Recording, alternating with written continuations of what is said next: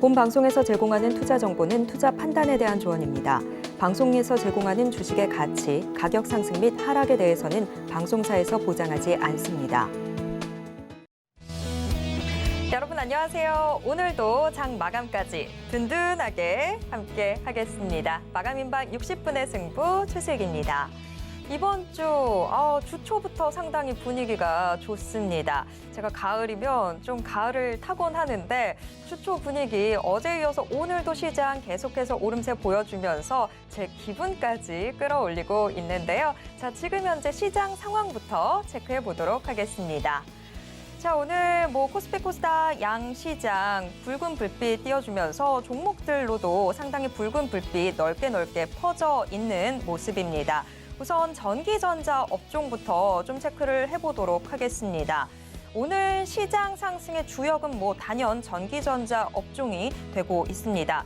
간밤 미국 뉴욕 증시에서 필라델피아 반도체 지수가 2%대 강세를 보인 영향으로 풀이가 되고 있는데요. 지금 화면에서 보시다시피 삼성전자 2%대 강세 보여주고 있고 SK하이닉스도 1%대 오름세 이어가고 있습니다.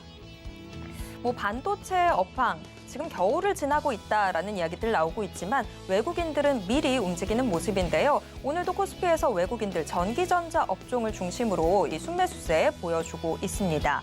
게다가 미중 무역 분쟁이 재차 부각될 경우에 우리 반도체 업종의 반사 수혜가 기대된다라는 분석도 나오면서 이 반도체 대표주들의 주가 끌어올리고 있는 것으로 분석됩니다. 자, 다음 업종도 또 체크를 해보도록 하겠습니다. 오늘 서비스업 업종의 움직임도 상당히 두드러지고 있는데요. 특히나 서비스 업종 내에서 인터넷 대표주들의 움직임 부각되고 있습니다. 화면에서 보시다시피 네이버 현재 5%대 강세 보여주고 있고 카카오도 3%대 오름세 이어가고 있습니다. 네이버 어제 실적을 발표했는데 매출은 상당히 선방했다고는 하지만 영업이익이 역성장한 것으로 나타나서 어제만 하더라도 실망감이 꽤 컸습니다. 하지만 하루 만에 주가는 반등에 나서고 있는 모습입니다. 이보다 앞서서 지난주에 실적을 발표했던 카카오도 역시 실적 발표 이후에 실망감이 꽤 커졌는데요. 하지만 카카오도 오늘 마찬가지로 빨간 불빛 보여주고 있습니다. 지금 서비스 업종 내에서 게임주나 또 이 엔터 관련주들도 오름세를 보여주고 있는데요. 특히나 하이브 현재 4%대 오름세를 보여주고 있습니다. 하이브도 지금 BTS의 활동 중단 가운데서도 3분기 실적이 꽤나 긍정적으로 나와주는 모습이었는데요. 이 영향과 함께 오늘 주가 오름세 이어가고 있습니다. 시장 전반에 이 빨간 불빛들이 크게 잡히고 있는 모습이지만 이 손해보험주는 어제에 이어서 오늘도 하락세를 이어가고 있습니다. 아무래도 지금 사회적으로 자동차 보험료 인하 주장이 힘을 얻으면서 그 여파가 어제에 이어서 오늘도 닿고 있는 것으로 보이는데요. 올해 인하율은 최대 1% 정도로 전망이 되고 있습니다. 이에 따라서 DB손해보험 거의 4% 가까이 하락하고 있고 현대해상 6.5%대 약세 보여주고 있습니다. 네, 오늘 시장 일단 전반적으로 저희와 함께 좀 체크를 해보셨습니다. 보다 자세한 시장 상황 또 대응 전략을 계속해서 저희와 함께 체크해 보시면 될 것 같습니다. 자, 마감인방 60분의 승부 생방송은 지금 유튜브로도 함께 하실 수 있습니다. 유튜브에서 서울경제TV 검색하신 후에 실시간 스트리밍 방송으로 함께 해주세요. 자, 그럼 마감인방 60분의 승부 시작하겠습니다.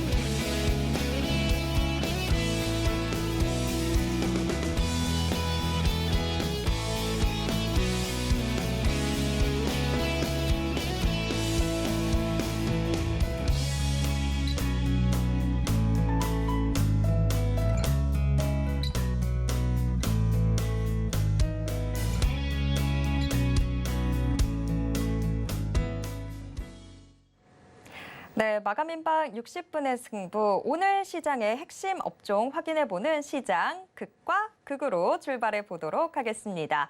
자, 오늘 시장 지금 전반적으로 상승세에 두드러지고 있지만 그래도 움직임이 엇갈리는 업종들은 있기 마련인데요. 같이 확인해 보도록 하겠습니다. 지금 스튜디오에 훈훈한 주식 김지훈 대표 모셨습니다. 대표님 어서 오세요. 안녕하세요. 네. 자, 오늘 시장 지금 현재 어떤 업종들이 강세를 보여주고 있고 또 어떤 업종들은 하락하고 있는지 좀 확인을 해봐야 될 것 같은데요. 우선 화면을 통해서 체크해 보겠습니다. 오늘 장 강세 업종부터 확인을 해보도록 하겠습니다. 오후 2시 반 기준인데요. 인터넷 업종에 지금 이 강세가 상당히 두드러지고 있습니다. 거의 4% 가까운 상승률 이어가고 있습니다. 제약주들 움직임도 나쁘지 않습니다. 제약주 1% 가까이 오름세 이어가고 있고요. 비금속, 어제는 철강주들이 좀 움직임이 두드러지는 모습이었는데 오늘은 비금속 업종이 0.28% 오름세 가져가고 있습니다. 반면 약세 업종에는 어떤 게 있을까요? 오늘장 약세 업종 앞서 살펴보셨다시피 손해보험주들 오늘 좀 많이 빠지고 있습니다. 어제 이어서 오늘도 하락세 이어가고 있는 모습인데요. 1.7%대의 하락률 보이고 있습니다. 금융주들도 움직임 다소 좀 둔한 모습입니다. 0.7%대 하락하고 있고 어제 시장 상승의 주역 철강주들 오늘은 0.5%대 하락하고 있습니다. 네, 오늘 시장의 강세 업종 또 하락 업종 지금 화면을 통해서 먼저 좀 살짝 엿보셨는데요. 이제 좀 더 자세한 이야기 나눠보도록 하겠습니다. 자, 우선 강세 업종 지금 3개가 화면을 통해서 나왔는데 인터넷, 제약, 비금속이 공개가 됐습니다. 자, 이 강세 업종 중에서 대표님이 오늘 좀 더 집중해서 보셨던 업종 뭔지 좀 궁금하고요. 투자자분들은 지금 현 시점에서 어떤 업종 또 테마에 주목하시는 게 좋을까요? 네, 일단 인터넷 업종을 강세 업종으로 가져왔는데요. 인터넷 업종 자체는 굉장히 네이버 같은 경우는 뭐 카카오와 같이 도매급으로 같이 매도를 당했고 고점 대비로는 거의 네이버, 카카오 모두 뭐 60%, 뭐 카카오 같은 경우 70% 가까이 굉장히 주가가 많이 하락을 했습니다. 근데 뭐 네이버, 카카오가 주가가 많이 하락했다고 매력적으로 보는 건 절대 아니고요. 물론 뭐 앞부분에서 네이버 실적에 대해서도 얘기를 해주셨지만 매출단에서는 네이버가 매출은 19% 증가했는데 영업이익은 물론 줄기는 했습니다. 5% 정도 감소한 정도 수준인데 그걸 영업이익을 잘 뜯어봐야 되는데 네이버 같은 경우는 역시 가장 중요한 매출의 40%를 차지하는 서치 플랫폼 같은 경우가 소위 말하는 경기 침체의 우려에 따라 광고주들이 굉장히 집행을 안 할 것이냐는 그런 그 부분이 반영이 어느 정도는 된 것 같습니다. 하지만 이 검색 광고 같은 경우는 광고주들이 예산을 가장 낮추는 그 가장 마지막에 예산을 줄이는 그 부분이기 때문에 이러한 부분에 대한 그 매출 감소에 대한 우려는 좀 과도하다고 보고 있고요. 서치 플랫폼 또한 물론 성장의 폭 자체는 줄어들긴 합니다. 올해 같은 경우가 뭐 작년 대비해서는 약 한 8% 정도 줄어든 한 10% 정도의 연간 성장을 예상하고 있고 내년 같은 경우는 한 8% 정도. 그러니까 성장의 폭은 줄어들고 있지만 검색 광고 시장은 역시 성장을 하고 있다. 카카오의 톡비즈 역시 마찬가지입니다. 카카오의 톡비즈 광고 시장도 워낙 작년에 50% 넘는 성장, 55%의 성장을 보여줬고 올해는 그거보다 훨씬 많이 줄어든 약 15%의 성장을 감속이 예상이 되고 있지만 카카오의 톡비즈 광고 역시도 내년에는 20% 성장, 그리고 내후년 2024년도 한 15% 정도 성장이 예상되어 있기 때문에 지금의 네이버, 카카오는 뭐 개인적으로는 낙폭이 굉장히 과도하다고 보고 있습니다. 네, 사실 네이버 뭐 실적이 발표되기 전이나 또 그에 앞서서 카카오 실적 발표되기 전에 뭐 워낙에 경기 침체에 대한 이야기들 많이 나오고 있다 보니까 광고 부문이나 이런 곳에서 실적 안 좋을 거다라는 이야기들이 있었는데 지금 이야기를 들어보니까 광고 시장이 좀 회복되는 국면이라서 여태까지의 우려는 좀 과도했던 것 같다라고 이야기를 해주셨습니다. 그나마 좀 마음을 내려놓을 수 있을 것 같은데 자, 지금 오늘 시장의 강세 업종으로 인터넷 같이 좀 리뷰를 해보고 있습니다. 있습니다. 그렇다면 이 강세 업종, 이 인터넷 업종 내에서 개별주들이 앞으로 좀 어떻게 움직이게 될지 이런 부분도 저희가 좀 체크를 해봐야 될 것 같은데 뭐 인터넷 일단 지금 오늘 시장에서 네이버 크게 치고 나가고 있고 카카오도 같이 동반 오름세 보여주고 있습니다. 지금 뭐 네이버나 카카오나 현재 이 주가 구간 저희가 좀 어떤 식으로 평가를 해볼 수 있을지 궁금하기도 하고 오늘 이미 좀 많이 올랐다라는 생각도 드는데 앞으로 얼마나 더 상승할 수 있을까요? 일단 본질적으로 네이버는 해외 진출이 굉장히 잘 돼 있는 회사예요. 그리고 굉장히 뭐 소위 말하는 핫한 비즈니스들, 그러니까 소위 말하는 앞으로 성장성이 높은 비즈니스에 많은 투자가 돼 있습니다. 카카오보다 훨씬 더 2조 3천억 넘게 지금 지분 투자가 돼 있어서 그거에 대한 기대감은 앞으로 순차적으로 나올 것으로 예상을 하고 있고요. 네이버도 해외 매출 비중이 굉장히 낮았다가 지금 뭐 라인을 포함해서 해외 매출 비중 20%까지 올라오고 카카오 역시도 마찬가지로 한 3% 정도까지 올라올 것으로 보고 있지만 네이버와 카카오의 또 다른 본질적인 차이는 역시 지배구조입니다. 카카오 같은 경우는 조금만 돈 되는 사업이 있으면 다 계속 그 분할해가지고 분할 상장을 하고 있고 네이버 같은 경우는 그런 측면에서 지배구조가 굉장히 깨끗하다. 그래서 네이버에 훨씬 더 높은 점수를 주고 싶고요. 네이버의 어떻게 보면 4위권의 사업군, 그러니까 소위 말하는 이 컨텐츠의 사업군이 카카오도 마찬가지입니다. 엄청나게 빠르게 올라오고 있거든요. 웹툰에 대한 네이버 웹툰에 대한 사업이 연간으로 매출이 거의 1조 3천억까지 올라올 정도로 연평균 매출 성장이 80%에 달할 정도로 폭풍 성장하고 있고요. 구조적으로 지금 넷플릭스나 해외 OTT에 뜨고 있는 K 콘텐츠, K 드라마의 절반 이상이 다 웹툰 기반입니다. 히트작을 보시면 아시겠지만 10개 중에 5개는 다 웹툰 기반이기 때문에 웹툰이 국내를 넘어서 해외 시장, 미국과 유럽에서 큰 폭의 성장을 보일 것으로 보고 있습니다.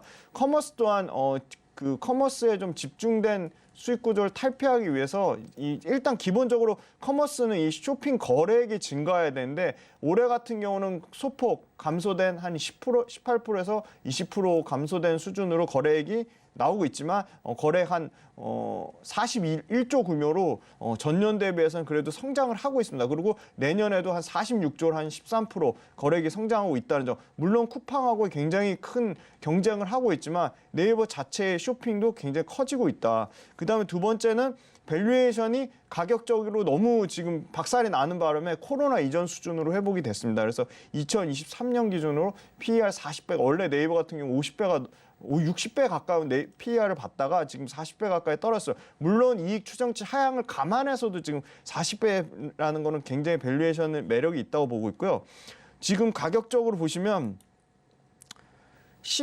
워낙 다 팔고 다 떠나가지고 지금 25만 원을 일단 지금 오늘가 17만 7천 원, 네, 18만 원부터 26만 원까지, 네, 27만 원, 26만 5천 원까지는 거의 매물이 한 다 합쳐서 한 13% 정도.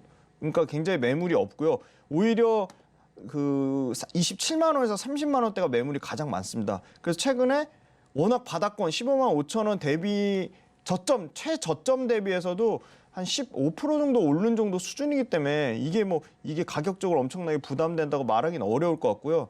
바닥권에서 거래량이 나올 때는 전에 2021년도에 훨씬 뛰어넘는 거래량이 나왔거든요. 그러니까 2021년 2월 달을 훨씬 뛰어넘는 거래량이 불과 10월 6일 날 이때 나왔고 최근에 다시 거래량이 붙고 있습니다. 그러니까 거래량이 붙는다는 거는 매도세도 많지만 매도세와 매수세가 합쳐진 게 거래량이기 때문에 매수세도 좀 붙어주고 있다. 그래서 외국인 기관의 수급이 지금 최근에 네이버 같은 경우는 잠시만요. 네. 기관이 지금 계속 사고 있고요. 외국인도 다시 순매수세로 좀 전환을 하고 있습니다. 근데 제가 가격대를 보니까 한 16만 원 후반대예요. 기관이 지금 거의 한 달 내내 계속적으로 연속적으로 최근 한 달 동안 매수하고 있는 가격이 한 16만 한 6,700원 정도 수준인데 그 가격에 비교했을 때도 지금 가격은 큰 차이가 없다고 보고 있기 때문에 저는 일단 1차적으로 저항을 받고 맞고 내려온 가격대, 그러니까 제일 아까 말씀드린 매물대가 제일 많은 26만 원, 26만 원 정도 그 밑단, 그러니까 약 24만 5천 원 정도는 좀 더 상승 여력이 남아 있다고 보고 있습니다. 네, 네이버 지금 기관이나 외국인 수급도 들어오고 있어서 이 추가적인 상승 여력 충분해 보인다라고 이야기를 해주셨습니다. 사실 네이버가 뭐 오늘은 좀 오름세를 보여주고 있지만 워낙 지금 고점 대비해서 많이 빠져 있는 상황이다 보니까 추가적인 상승 조금 더 기대를 해볼 수 있는 상황인 것 같습니다. 자, 먼저 강세 업종을 저희가 좀 둘러봤는데 오늘 시장, 시장 전반의 상승세가 굉장히 뚜렷하긴 하지만 약세 업종도 좀 체크를 해봐야 될 것 같습니다. 자, 약세 업종도 이야기 나눠보도록 하겠습니다. 저희가 앞서서 화면을 통해서 약세 업종 3개를 살펴봤는데 손해보험, 금융, 또 철강이 지금 약세 업종으로 화면을 통해서 공개가 됐었습니다. 자, 약세 업종에 대한 대응 전략도 저희가 좀 체크를 해봐야 될 것 같은데요.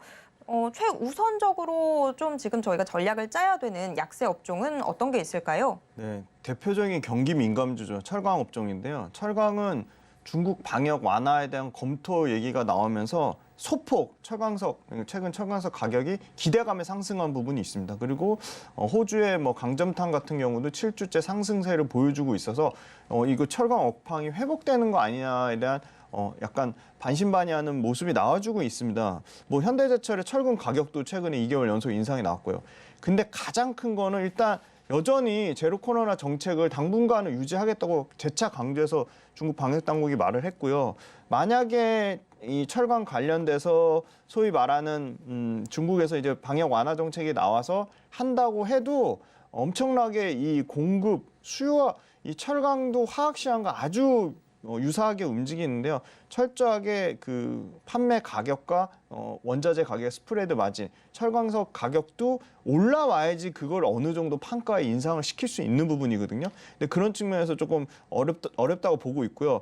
결국은 중국이 대규모 인프라 정책 관련된 인프라 투자를 해서 이런 철강 같은 원자재가 가격이 오를 거를 기대했음에도 불구하고 생각보다 오르지 않았고요. 그다음에 여전히 철강의 수요 자체가 부진한 상황입니다. 그러니까 예를 들어 세계 경제를 1% 성장시키면 지금 철강 수요가 1.6% 정도 증가하는 수준이라고 보면 되는데 경제 성장은 대부분의 국가가 지금 마이너스 성장을 예상을 하고 있기 때문에 이 부분이 어려울 거라고 보고 있고요. 그다음에 유가랑도 상당히 연동이 됩니다. 유가가 올라가면 철강제 입장에서는 굉장히 좋습니다. 왜냐하면 유가를 올리면 철강석이나 원료탄, 스크랩 같은 원자재의 그 소위 말하는 운반비를 판가에 전이시키고요. 그리고 이 철강석을 쓰는 대부분의 신흥국의 경제가 회복된다고 보고 있기 때문에 유가 관련돼서도 굉장히 좀 앞으로 하반기 그다음에 내년 상반기까지는 유가가 좀 하향 안정화될 거라는 전망이 있기 때문에 유가의 측면에서도 철강제 가격의 상승은 좀 다소 부정적으로 보고 있습니다. 그다음에 이제 통화 가치 측면에서 이렇게 강달러가 나오는 상황은 철강을 그 소위 말하는 철강 수출 비중이 매우 높은 중국이라든지 인도, 브라질의 그 자국의 통화 가치가 약세기 때문에 이런 측면에서도 상당히 좀 부정적으로 보고 있습니다. 다만 이제 가장 가파르게 수요 증가율이 높은 거는 유일하게 지금 인도가 되겠는데 인도 같은 경우는 전년 대비 7% 넘는 증가폭을 보여주고 있고 1억 2천 정도, 1.2억 톤 정도가 증가할 것으로 수요 증가를 예상을 하고 있습니다. 그리고 소위 말하는 이제 미국 같은 경우는 2023년까지 건설은 부진하지만 자동차 쪽 수요 공급망 제약에서 완화되고 차량용 반도체도 회복됨에 따라 자동차 쪽, 그다음에 미국도 신규 인프라법 투자에 따라서 투자 증가하는 부분이 있고 에너지 부분에 투자 증가하는 부분이 있어서 에너지 수송과 관련된 철강제 수요는 좀 증가할 거라고 보고 있어서 굉장히 같은 철강 업종 내에서도 좀 차별화된 모습을 보여주고 있다. 그리고 마지막으로 한국인데요. 한국은 역시 아까 말씀 건자재 쓰이는 봉현강 쪽은 굉장히 어려운 상황인데 반면에 조선업체는 국내 업체들의 수주 잔고가 폭발적으로 증가하면서 조선에 들어가는 소위 말하는 판재 수요는 여전히 견조하다.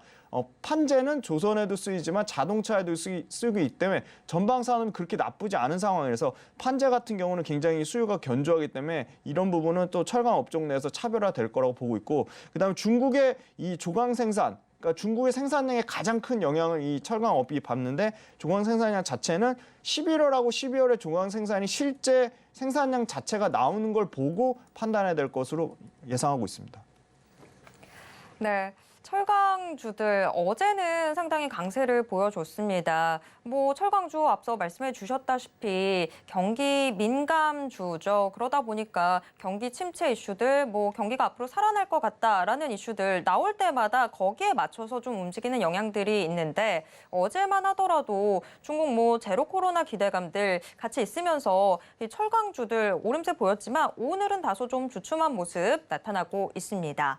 자, 오늘 시장 이 강세 업종 또 하락 업종 저희가 체크를 해봤는데요. 그러면 이 중에서 지금 김지훈 대표님이 좀 주목하고 있는 종목 정말 궁금합니다. 자, 김지훈 대표님이 지금 주목하고 있는 종목 어떤 종목일까요? 네, 일단 네이버를 보고 있고요. 네. 네이버는 이제 아까 말씀드린 쪽 외에 좀 추가적인 모멘텀이 있다면 이제 핀테크 관련돼서 핀테크 같은 경우는 전년 대비 80% 가까이 성장하면서 영업이익률 최고치를 기록을 하고 있고요. 그다음에 커머스 쪽이 부진하긴 하지만 여러 가지 다양한 형태의 차별화를 시도하고 있습니다. 여행과 공간이 결합된 차별화된 서비스를 통해 거래액을 증가시킨다든지. 그다음에 네이버가 또 최근에 빠졌던 부분이 이 소위 말하는 포시마켓이라는 미국 중고거래 업체거든요. 네이버가 좀 중고거래 좀 좋아하는 것 같아요. 크림도 약간 중고거래인데 이 중고거래 관련돼서 좀 과도하게 비싸게 인수한 건 아니냐는 부분이 있지만 이 굉장히 틈새 시장을 공략하는 이 업체고요. 포시마켓이 연평균 25%의 2025년까지 성장할 수 있는 미국 내에서 이 온라인 중고마켓에 어떻게 보면 절대 강자라고 할 수 있습니다. 월간 거래액의 18%를 매출로 인식할 수 있는 회사고요. 그다음에 꾸준히 미국 내 아주 쇼핑 인기 순위 앱에 한 10위권 내에 꾸준히 진입을 하면서 소위 말하는 중개인 역할만 해도 이 마진 수수료만 15% 넘게 먹을 수 있는 회사입니다. 다만 현재로서는 적자긴 합니다. 그게 정말 빠르면 2024년에 흑자 전환할 것으로 예상하고 있어서 이 부분이 적자 회사 인수로 인한 이익 추정치 하향은 네이버의 지금 주가에는 상당 부분 반영이 돼 있다고 보고 있고요. 이 소위 말한 니치 마켓을 공략하는 이 포시 마켓에 대한 효과는 내년부터는 좀 가시적으로 나올 것으로 보고 있습니다. 그다음에 두 번째는 아까 말씀드린 네이버 웹툰 관련돼서 웹툰이 이 미국 시장에 아까 소위 말한 포시마켓 인수한 것하고도 좀 시너지 효과를 낼 것으로 기대를 하고 있는 게요. 이 네이버 웹툰 잠시만요. 네, 네이버 웹툰의 월간 활성자 수만 1,300만이 넘습니다. 이게 분명히 웹툰 서비스와 아까 말씀드린 포시마켓도 한 800만 정도가 되거든요. 그게 분명히 시너지 효과를 낼 것으로 기대를 하고 있기 때문에 네이버가 이 웹툰과 아까 말씀드린 미국의 중고 온라인 시장 진출한 게 본격적으로 이게 가시화되는 부분이 2023년이기 때문에 2023년에 콘텐츠와 커머스에서도 여전히 기대감을 갖고 있는 요소는 많이 있다고 보고 있습니다. 네. 자, 네이버 주목해야 하는 이유는 충분히 잘 알겠습니다. 자, 그러면 네이버 어느 가격대에서 좀 진입을 해서 저희가 목표가 어디까지 좀 바라볼 수 있을까요? 네, 차트를 띄워보고 말씀드리겠습니다. 지금 최저점 대비 15만 5천 원에서 지금 한 15% 정도 오른 가격이고요. 사실 네이버는 좀 손절이 좀 의미가 없긴 한데 왜냐면 워낙 지금 장이 저는 아직도 확실하게 방향성이 상승 전환됐다고 보기는 어렵다고 보고 있습니다. 물론 지수 자체는 지금 2,300을 돌파해서 지금 2,400까지 가고 있는데 언제든 상승된 조정이 나올 수 있다고 보고 있고 그래서 손절을 좀 목숨처럼 지키자고 다시 한번 말씀드리면서 손절은 지금 가격대에서 한 15% 정도 하락한 정도 수준인 최저점보다 좀 더 낮은 구간입니다. 한 14만 5천 원 정도가 손절선이라고 보고 있고요. 매수가는 지금 가격에서 5% 정도만 조정이 나와도 16만 원대에서는 저는 매수가 가능하다고 보고 있습니다. 16만 원부터 한 17만 원까지 그렇게 매수가 가능하다고 보고 있고 길게는 지금 맞고 떨어져서 내려온 가격이 아까 말씀드린 25만 원 정도, 24만 5천 원 정도 가격입니다. 이 가격대. 그래서 24만 5천 원대 가격이 1차 목표가가 되겠습니다. 네, 네이버 가격 전략까지 들어봤습니다. 네이버 일단 16만 원에서 17만 원 선대에서는 좀 진입 가능해 보이고요. 1차적인 목표가 24만 5천 원 선 바라볼 수 있을 것 같습니다. 다만 손절 대응은 14만 5천 원 선에서 해주시면 될 것 같습니다. 자, 이렇게 오늘 시장 극과 극을 달리고 있는 업종들 같이 체크해봤습니다. 지금까지 훈훈한 주식 김지훈 대표와 함께 이야기 나눴습니다. 대표님 고맙습니다. 감사합니다.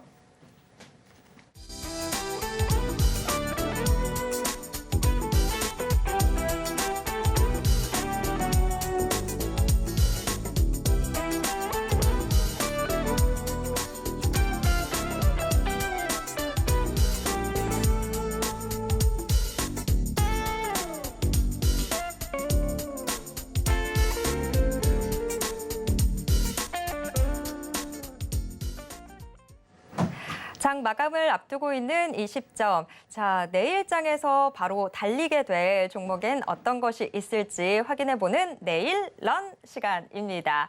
자, 오늘은 이재규 AJ 인베스트먼트 대표와 함께 이야기 나눠보도록 하겠습니다. 대표님, 안녕하세요. 안녕하세요. 네. 자, 오늘 시장 일단 앞서서는 오늘 현재 움직이고 있는 테마들을 확인을 해봤다면 내일장 대응을 위한 실전 전략 지금부터 좀 짜봐야 될 것 같은데요. 내일장 시초가의 공략이 좀 유효한 업종, 과연 어떤 업종일지 화면을 통해서 확인해 보겠습니다. 내일 시초가에 공략해볼 업종, 과연 어떤 업종일까요? 전력 반도체가 뽑혔습니다. 자, 전력 반도체 내일 시장 바로 장 문 열고 바로 공략해볼 업종으로 공개가 됐는데요. 자, 그렇다면 지금 내일장 문 열리자마자 전력 반도체 내에서 좀 상승을 기대해볼 만한 배경, 과연 어떤 게 있는 걸까요? 네, 지금 시장에서 이 미국의 중간 선거를 앞두고 중간 선거 결과에 따라서 뭐 수혜를 받을 수 있는 종목이나 수혜를 받지 못하는 종목에 대한 분석이 굉장히 많이 나오고 있는데 지금 현재 우리나라 시장 같은 경우는 과거 작년부터 굉장히 낙폭이 크게 진행이 된 상황이기 때문에 실질적으로 대부분의 종목군들이 지금 저점을 잡고 반등을 시도하고 있는 상황입니다. 그렇기 때문에 우리가 특정 이슈에 따라서 움직일 수 있는 종목군보다는 앞으로 계속해서 성장할 수 있는, 그러니까 정상적인 매매를 진행할 필요가 있다라고 생각하고 있습니다. 그래서 최근에는 이제 반도체 종목군들이 뭐 계속해서 성장이 둔화될 가능성이 높다라는 내용이 나오면서 반도체에 대한 메리트가 굉장히 줄어든 것 같지만 실질적으로 최근에 반도체 관련주들이 잘 올라오고 있죠. 그 중에서도 이제 이 전력 반도체라는 것이 있습니다. 이 전력 반도체 같은 경우는 지금도 이제 전기가 들어가는 대부분의 제품에 들어가는 반도체인데 이 전기를 사용하게 되는 반도체가 과거에 비해서 계속해서 이제 앞으로 전기차라든지 뭐 자율주행이라든지 태양광이라든지 이렇게 계속해서 성장할 수 있는 신성장 산업에 계속해서 사용될 가능성이 높습니다. 근데 이 전력 반도체가 과거에는 이 SI라는 실리콘을 이용해서 만들었었는데 이 실리콘 가지고 전력 반도체를 만들었을 때에는 고온 고압에서 견뎌내지를 못하기 때문에 최근에는 이제 실리콘 카바이드라 그래가지고 규소의 탄소를 화합한 소재를 이용해서 전력 반도체를 만들고 있습니다. 그래서 이 전력 반도체 쪽에서 계속해서 이제 전력 반도체가 시장에서 굉장히 가파른 성장성을 보여주고 있는데 실질적으로 작년만 하더라도 전체 시장은 약 60조 규모에서 이 수년 안에 100조가 넘어간다라고 하죠. 그래서 실질적으로 이 전력 반도체는 과거부터 계속해서 쓰여져 왔지만 지금 우리가 계속해서 시장에서 부각되고 있는 뭐 전기차, 자율주행, 뭐 신재생 에너지 그리고 서버라든지 여러 가지 앞으로 성장하게 될 미래 산업에서 이 전력 반도체의 중요성이 굉장히 높아지고 있습니다. 뭐 고온 고압에서도 잘 버틸 수가 있고요. 전력 효율적인 면에서도 굉장히 뛰어나기 때문에 과거에 만들어졌었던 전력 반도체와는 굉장히 다른 수준의 그런 반도체라고 보시면 될 것 같습니다. 그래서 우리가 이제 지금 시장에서 여러 가지 이슈가 있고 거기에다가만 집중을 하는 경우도 많은데 실질적으로 지금 우리나라 시장 자체가 저점에서 반등을 계속해서 시작하고 있는 상태이기 때문에 업종군이나 종목군을 뭐 잘 선별해서 진입해 본다면 뭐 내일 당장에 올라가진 않더라도 뭐 주간 단위라든지 하루 이틀 정도 보유를 하신다면 또 좋은 결과물이 나올 수 있으니까 이 전력 반도체에 대해서 시청자분들께서 관심을 좀 가져보셨으면 좋겠습니다. 네, 전력 반도체가 뭔가 했더니 또 이런 분야가 또 있네요. 자, 일단 내일 시초가에 공략해볼 업종으로 전력 반도체가 뽑혔습니다. 그렇다면 이 업종 내에서 우리가 주목해야 하는 종목이 과연 어떤 종목일지 궁금한데요. 화면을 통해서 확인해 보도록 하겠습니다. 내일 시초가에 공략해볼 종목 과연 어떤 종목일까요? 지금 공개하겠습니다. 네, KEC가 뽑혔습니다. 전력 반도체 내에서 KEC 내일 시초가 공략 종목으로 공개가 됐습니다. 네, KEC 저한테는 좀 다소 생소한 종목이긴 한데요. 자, KEC 과연 왜 주목을 해야 하는 건지 이 종목과 관련돼 있는 이슈도 좀 설명을 해주시죠. 네, 앞서 말씀드린 것처럼 이 전력 반도체 시장 자체가 굉장히 가파르게 성장을 하고 있습니다. 그러니까 우리가 좀 단순하게 생각을 해보면 과거에 사용됐었던 전자제품, 이 전력 반도체가 필요했었던 제품에서 지금 이제 전기차라든지 계속해서 미래지향적인 산업으로 발전을 하게 되면 과거에는 전력 반도체가 10개가 사용됐다면 앞으로는 10개, 10개가 아니라 100개, 1000개 이렇게 사용 개수가 늘어날 가능성이 높습니다. 그리고 실질적으로는 그런 수치 자체가 이 전력 반도체 시장에서 계속해서 포착이 되고 있는 상황이기 때문에 이 전력 반도체 같은 경우는 어떻게 보면 이 성장성 자체가 굉장히 담보되어 있는 산업이라고 볼 수가 있습니다. 근데 그렇다라고 해서 모든 기업들이 아무 기업들이 전부 다 뛰어들어서 이 전력 반도체 사업을 영위할 수는 없을 만큼 그런 기술력의 진입 장벽이 높은 상황인데 지금 이 KC 같은 경우는 우리나라 기업 중에서 굉장히 드물게 약 50년간의 업력을 가지고 있는 반도체 전문 기업입니다. 근데 이 회사를 제가 계속해서 말씀드리고 싶어하는 이유는 앞서도 말씀드렸던 것처럼 전력 반도체라는 이 반도체의 성장성도 분명히 있지만 이 회사 같은 경우는 기존의 소재, 그 SI라고 하는 기존의 실리콘을 이용해가지고 만드는 이 전력 반도체에서의 매출이 지금도 이미 잘 나오고 있는 상태라는 거죠. 그러니까 우리가 성장성만 보고 들어가는 것이 아니라 이 KEC는 기존 전력 반도체에서 안정적인 매출이 일단은 우선적으로 나오고 있는 상황입니다.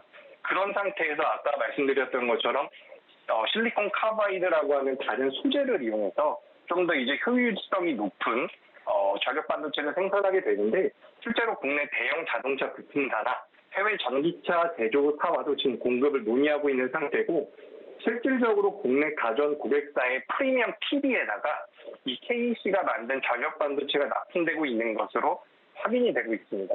그렇기 때문에 계속해서 실적적인 성장이나 외형 성장이 이어질 가능성이 높다라고 보시면 될 것 같고 지금 현재 우리나라 시장에서 많은 투자자분들이 관심을 갖고 있는 것들이 뭐 2차 전지라든지 뭐 반도체도 관심을 갖고 있지만 어쨌든 최근에 2차 전지에 대한 관심도가 굉장히 높죠.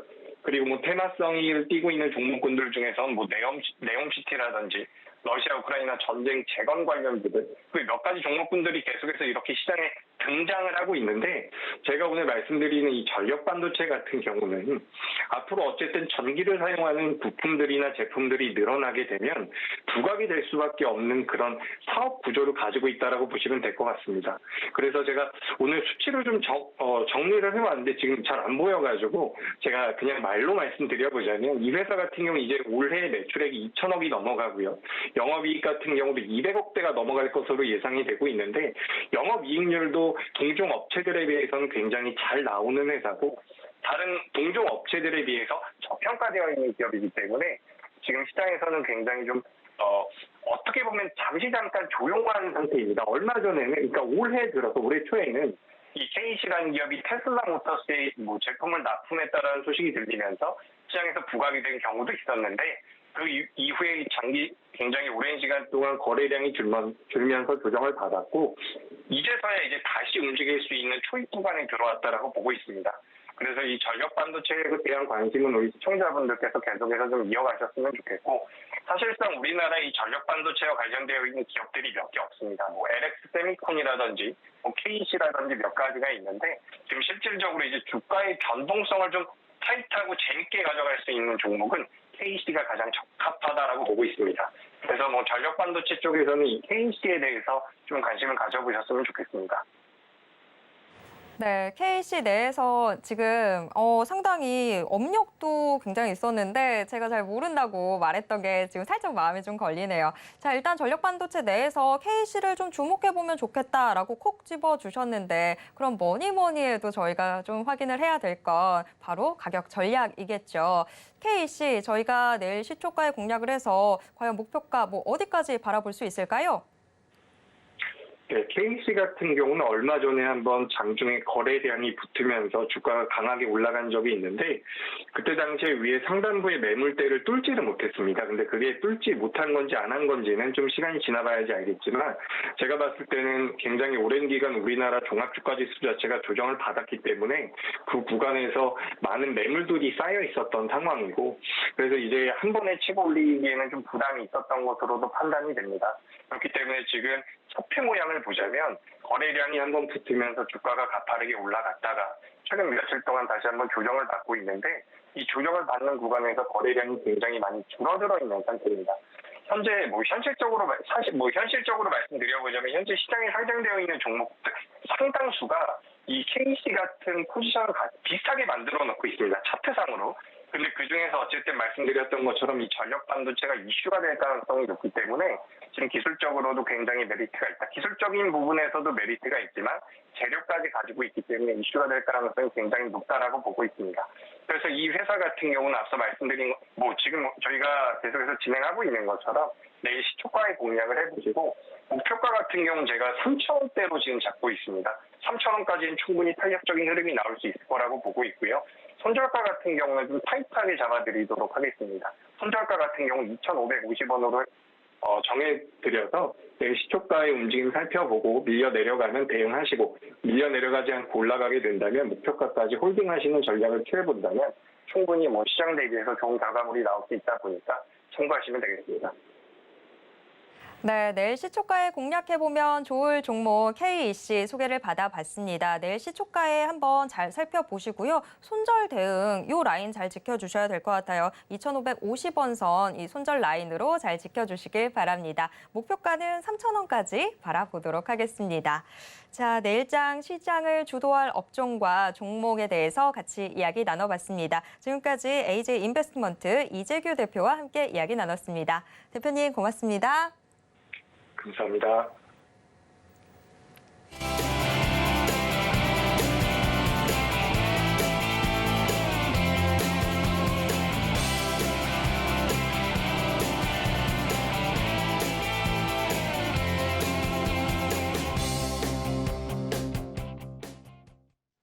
네, 오늘 시장 마감이 임박해 오고 있습니다. 현재 동시호가 상황 어떻게 전개되고 있는지 화면을 통해서 확인해 보겠습니다. 오늘 코스피 지수 1.11% 오른 2,398선에서 장 마칠 것으로 예상되고 있습니다. 이어서 코스피 수급 확인해 보도록 하겠습니다. 코스피 지수는 오늘도 외국인과 기관이 동반 매수하면서 끌어올리고 있습니다. 코스피에서의 외국인과 기관의 동반 매수 오늘로 3거래일째인데요. 어제는 외국인이 대형주보다는 소형주에 관심을 갖는 듯 했는데 오늘은 기관과 함께 대형주 중심의 매수세 보여주고 있습니다. 이어서 코스피 시가총액 상위 종목 1위에서 5위권 종목들 확인해 보도록 하겠습니다. 다소 혼조세 속에서 IT 투톱 오늘도 동반 상승하고 있습니다. 삼성전자가 2%대 상승하면서 6만 전자를 다지고 있고 어제 시총 3위 자리를 탈환한 SK하이닉스 오늘도 1%대 오름세 가져가고 있습니다. 반면 오늘 2차 전지 관련주들은 다소 좀 부진한 모습인데요. 간밤에 미국 전기차 관련주들이 하락한 영향으로 보이고 있습니다. LG에너지솔루션 보합권에서 등락 반복하고 있고 삼성 SDI 1%대 약세입니다. 자, 다음 확인해 보도록 하겠습니다. 코스닥 시장으로 가보겠습니다. 코스닥 1.78% 오른 712선에서 거래 마칠 것으로 예상되고 있습니다. 이어서 코스닥 수급입니다. 코스닥 시장에서도 기관과 외국인이 동반 매수세를 보여주고 있습니다. 기관은 777억 원, 외국인은 906억 원 매수 우입니다. 이어서 코스닥 시가총액 상위 종목 1위에서 5위권 종목들 확인해 봅니다. 오늘 2차 전지 관련주들이 다소 좀 부진한 모습들 나타나고 있습니다. 에코프로 그룹주들 전반적으로 약세인데 에코프로 BM이 지금 약보합권에서 움직이고 있고 에코프로는 지금 시총 5위권 내에서 아래로 한 단계 내려선 모습입니다. 반면 셀트리온 헬스케어가 오늘 3% 가까이 상승하면서 시총 1위 자리 다시 탈환하고 있습니다. LNF도 소폭의 오름세 보여주고 있는 모습입니다.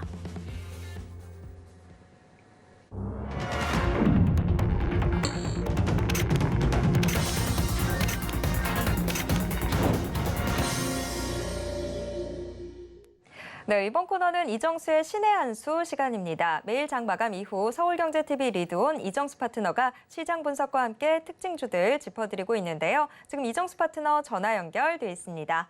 파트너님 안녕하세요. 네, 안녕하세요. 신의 한 수의 이정수 파트너입니다. 네, 오늘 시장 어제 이어서 오늘도 우리 시장 미국 증시가 간밤에 상승한 영향 받아서 전반적으로 또 오름세를 보여줬는데요. 오늘 시장 좀 어떻게 보셨는지 가져오신 특징주와 함께 분석 부탁드립니다. 네, 자 오늘 시장도 굉장히 개인들의 생각과는 거꾸로 굉장히 강하게 이루어지면서 올라갔는데요. 개인 투자자들이 주말에 뉴스를 보면은 워낙 안 좋은 얘기들이, 그러니까 주식시장 얘기 말고 경제에 대해서 너무 안 좋은 얘기들이 너무 많이 나오죠. 그거는 이제 사실입니다. 그건 사실인데, 근데 주식시장은 실적이라든지 뭐 이런 부분으로 움직이는 게 아니고 돈의 힘으로 가는 거거든요. 그러니까 지금 외국인들이 계속 주식을 산단 말이에요. 그리고 개인들이 계속 주식을 팝니다. 그럼 만약에 언젠가는 이제 외국인들이 내년에서 경기 둔화, 침체로 인해서 금융위기가 찾아올 것 같으면 외국인들이 주식을 팔겠죠. 뭐 그때 가서 외국인들이 팔 때 고민하면 되는 거고요. 내년에 금융위기가 찾아오든 뭐 동맥 경화가 찾아와가지고 기업들이 뭐 어려워지든 그거와 상관없이 그냥 외국인들이 주식을 사면 올라가는 게 원래 주식시장의 생리예요. 그래서 주식의 호가를 보면은 매수 호가가 있고 매도 호가가 있는데 외국인들이 돈 놓고 땡겨서 올리면 올라가는 거고 외국인들이 팔면 내려가는 거고 뭐 그런 거 아니겠습니까?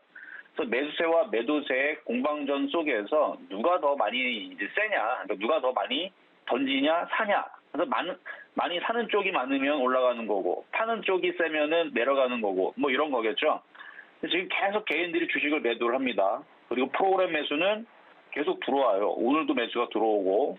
근데 이제 미국 시장도 급락이 없습니다. 그리고 미국 시장에서 계속 얘기가 나오죠.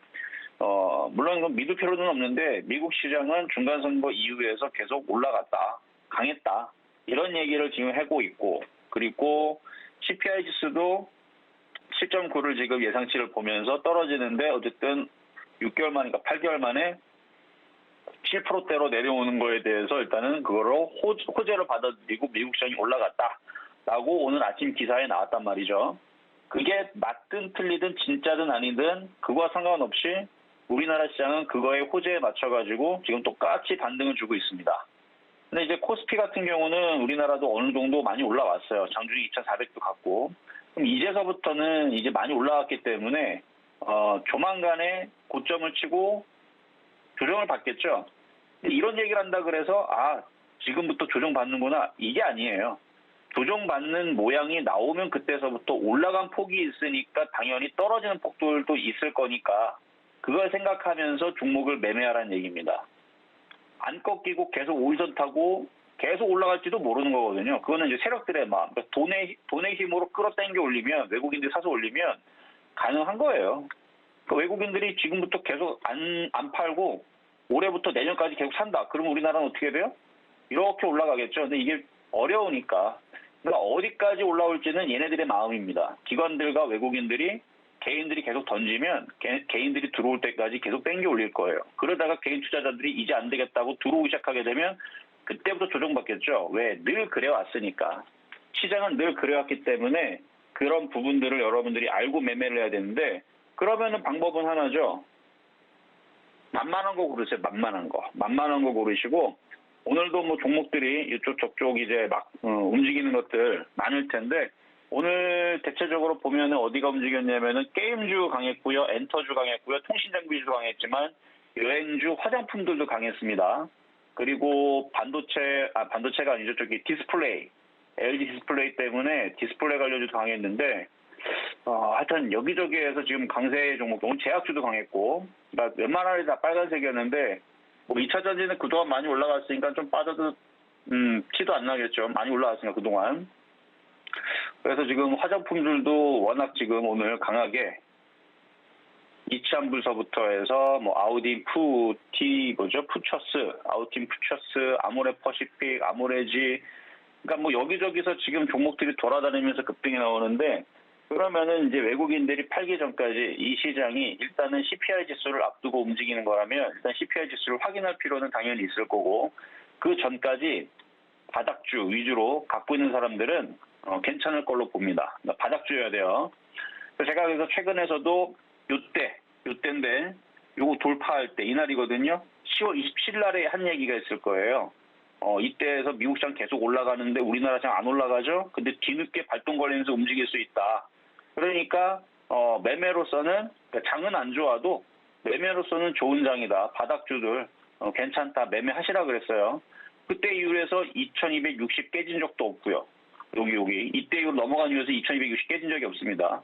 그리고 계속 올라오고 있는데 계속 올라오고 있기 때문에 그러니까 좋다는 얘기예요. 좋은데 많이 올라갔으니까 조정받을 것도 생각하면서 매매하시고 그리고 하나 더 얘기하면은 이제 코스닥 얘는 이제 오늘 넘어갔거든요. 오늘 넘어갔으니까 안 움직인 종목이 아직도 많다는 얘기죠. 그러니까 잘 찾아갖고 매매하면 됩니다. 그리고 이제 CPI 지수 목요일 날 발표가 됐는데 저녁에 우리나라는 금요일 날 영향을 받을 거고, 그래서 목요일 저녁에 미국 시장의 반응을 보고 비중을 줄였다가 뭐 할 건지 아니면은 뭐 그 이후에서 안전하게 할 건지 그거는 나중에 다시 얘기합시다. 뭐 다 여기서 얘기하면 시간 오래 걸리니까. 자, 그럼 종목 두 가지 빠르게 살펴보겠습니다. 자, 첫 번째는 아모레 퍼시픽. 엊그저께 나왔던 이슈에 이어서 움직이는 중이에요. 그럼 엊그저께 나왔던 이슈가 뭐냐? 중국 소비주 관련주들 이 지금 다 이렇게 강하게 움직이는데, 제로 코로나, 중국에서 제로 코로나 완화 공폭 소식에 이틀 전에 강세를 줬는데 어제는 조금 빠졌고요. 우려감에. 근데 다시 또 강하게 움직이는 거 보니까 그냥 바닥주가 움직이는 것 같은 느낌이 좀 강하고요. 그래서 얘뿐만 아니라 여행주부터 중국 소비주 관련주들, 게임주, 엔터주까지도 강세를 보여줘서 지금 시장은 돈들이 들어와서 낙폭까지 종목들을 땡기는구나라는 좀 느낌이 들었습니다. 하여튼 화장품주들도 당분간은 지금 돈들이 들어왔으니까 조금 더 강하게 움직일 것 같은 느낌이 좀 든다, 이렇게 말씀드리겠고, 두 번째는 LG 디스플레이인데요. LG 디스플레이 오늘 외국인들 기관들이 주식을 샀어요. 근데 이렇게 막판에서는 이게 아니죠. LG 디스플레이. 그쵸? 맞죠. 외국인들이 기관들이 샀어요. 장중에 개인들이 많이 매도하는 거 보였거든요. 그렇기 때문에 지금 이게 움직이는 건데, 움직이는 또 이슈는 이제 세계 최초 스트레쳐블 디스플레이. 그러니까 꾸기고 잡아당기고 휘고 요런 이제 디스플레이 개발을 성공했다 그래서 요거에 관련된 지금 디스플레이 장비주, OLED 장비주들이 움직임들이 오늘 다 좋았습니다. 근데 거기에 수급이 또 들어왔으니까 이번 주 지나고 다음 주에서도 계속 이렇게 외국인들의 매수세와 투신과 이렇게 매수가 된다 그러면 디스플레이 관련주인 애들은 좀 움직일 수 있겠다, 이렇게 보여지고, 일단 앞에 있는 CPI 지수부터 일단 확인을 하고 하는 게 좋을 것 같고, 이건 조정받으면은 공략해봐도 괜찮을 것 같아요. 자, 세 번째는 보험주인데요. 어제도 얘기했고 그저께도 얘기했던 삼성생명. 방송에 취했던 종목인데 안전하게 그냥 대충 가져가기 좋은 종목이에요. 왜냐면 수급이 좋으니까. 수급이 오늘도 외국인들이 많이 샀네요. 오늘은 67만 주, 투신도 25만 주. 이거 디스플레이네요. 이게 자꾸 삼성생명 기관들이 샀네요. 기관들이. 자, 그래서 기관들이 샀기 때문에 이건 뭐 7만 원까지 그냥 보셔도 된다 말씀을 드리면서, 자, 그러면은 시장 점수는 80.5, 매수 포인트 80.5, 디스플레이 OLED 장비주들 80.5 평가하도록 하겠습니다. 자, 여기까지 이정수의 신한수였습니다. 네, 오늘장 시장 점수까지 들어봤는데요. 못다한 이야기는 계속해서 이정수 파트너의 소통 방송 통해서 함께 하실 수 있습니다. 이정수 파트너의 소통 방송 참여 원하시는 분들은요, 문자 받는 사람 번호에 샵 0082 입력하신 후에 신의 한 수라고 적어서 문자 보내주시기 바랍니다. 지금까지 이정수 파트너와 함께했습니다. 파트너님 고맙습니다. 네, 감사합니다. 네, 마감인반 60분의 승부 1시간 동안 또 숨가쁘게 달려왔습니다. 참고로 본 방송에서 제공해드리는 정보는 투자 판단에 대한 조언일 뿐 해당 주식의 가치와 수익률을 보장하진 않습니다. 또 서울경제TV, 서울경제신문은 당사의 브랜드입니다. 서울경제증권TV와 서울경제TV 손실복구팀과는 무관하며 이외 유사 상호명에도 주의하시길 바랍니다. 네, 어제 이어서 오늘도 우리 시장 기분 좋은 움직임 보여줬던 하루였습니다. 계속해서 이 흐름 좀 이어가 줬으면 좋겠습니다. 오늘 방송은 이쯤에서 정리를 해보도록 하겠습니다. 저는 내일 이 시간 다시 돌아오겠습니다. 함께해 주신 여러분 고맙습니다.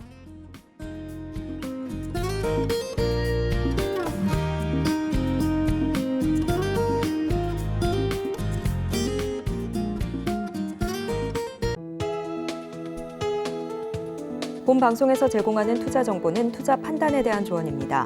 방송에서 제공하는 주식의 가치, 가격 상승 및 하락에 대해서는 방송사에서 보장하지 않습니다.